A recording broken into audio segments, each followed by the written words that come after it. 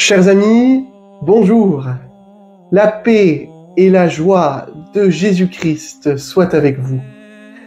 Alors que nous sommes encore dans l'octave de Noël et que nous nous réjouissons encore de la naissance de Jésus sur notre terre, dans notre monde, alors que j'espère que le Christ Sauveur a pu naître ou renaître dans chacun de vos cœurs, lui qui est le Prince de la paix, le seul à pouvoir apporter la paix sur la terre.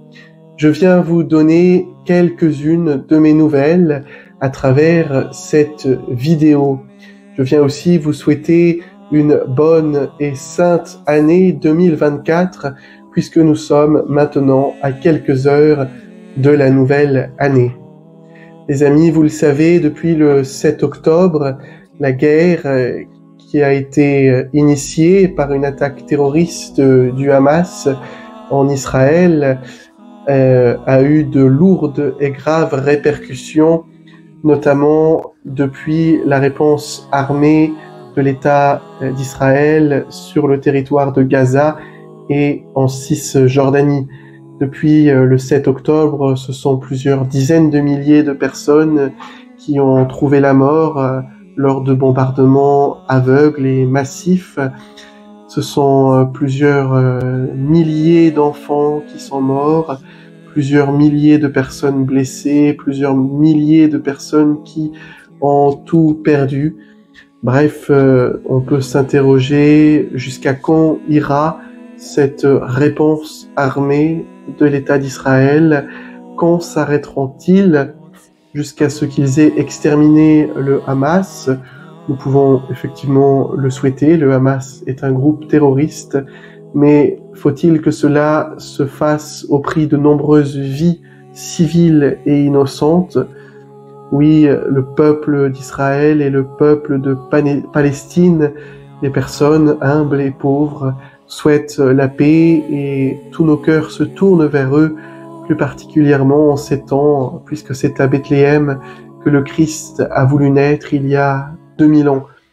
Pour ceux qui ne l'auraient pas fait, je vous invite à aller lire l'homélie de Noël du cardinal latin de Jérusalem, le patriarche latin de Jérusalem, qui résume parfaitement la situation à la fois dramatique et tragique que traverse en ce moment la Terre Sainte, mais aussi un regard tout à fait eschatologique également sur l'espérance que cela nous invite à avoir et un regard tourné vers l'espérance.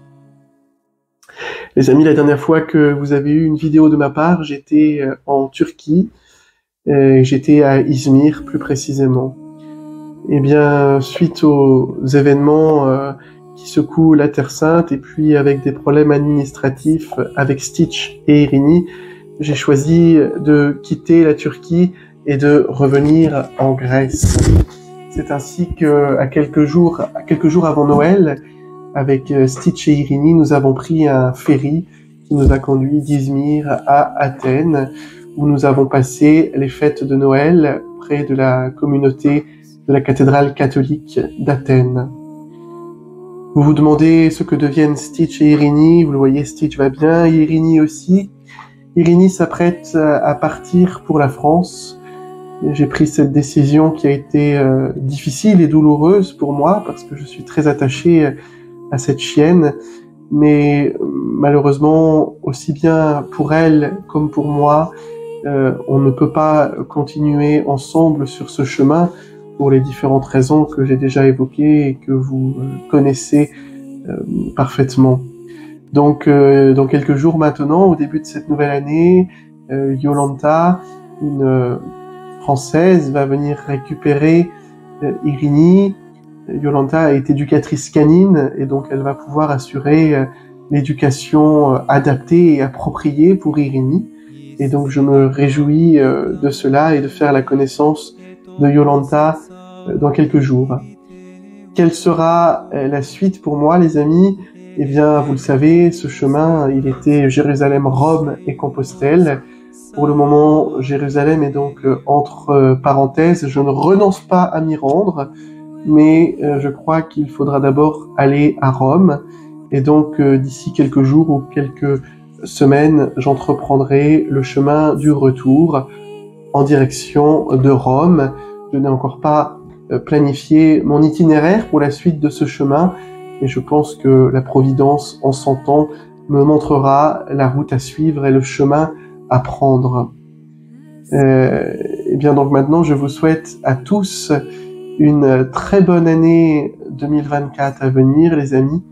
Que le Seigneur vraiment bénisse cette année qui s'est écoulée pour chacun de nous, qu'il fasse fructifier les bonnes graines, les bonnes semences que nous avons pu jeter en terre par le travail de nos mains, par le travail de nos journées, par le travail de nos vies, et qu'il arrache et déracine loin de nous toutes les mauvaises herbes qui potentiellement nous ont éloignés du Christ, éloignés de son amour et de son évangile. Qu'il bénisse le nombre de nos années et qu'il les fasse fructifier encore, et que pour cette année 2024, eh bien, le Seigneur vous bénisse et vous garde, qu'il fasse pour vous rayonner son visage, qu'il vous donne la paix et la joie de son amour, et qu'il vous donne à tous et à chacun la joie et l'opportunité de le rencontrer, de rencontrer vraiment sa présence visible parmi nous. C'est ce que je vous souhaite pour cette année, les amis, pour cette année à venir. Voilà, je vous rejoins chacun par la prière, par la pensée, à tout instant, dans le cœur de Jésus. Nous restons bien évidemment en grande communion de prière.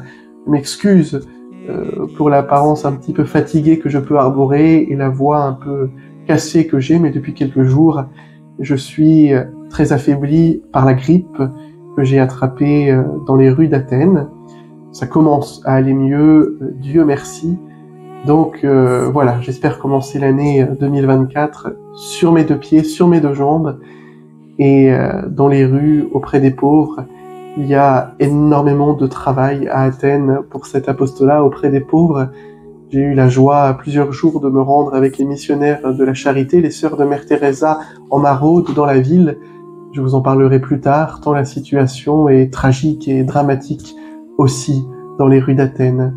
En attendant, les amis, je vous souhaite à tous donc une excellente et heureuse année 2024, pleine du Seigneur, pleine de la joie de son évangile, pleine de son amour, pleine de ses bénédictions et pleine de ses grâces. Et je vous dis à très bientôt, les amis, que la paix et la joie du Seigneur Jésus-Christ soient toujours avec vous. Amen.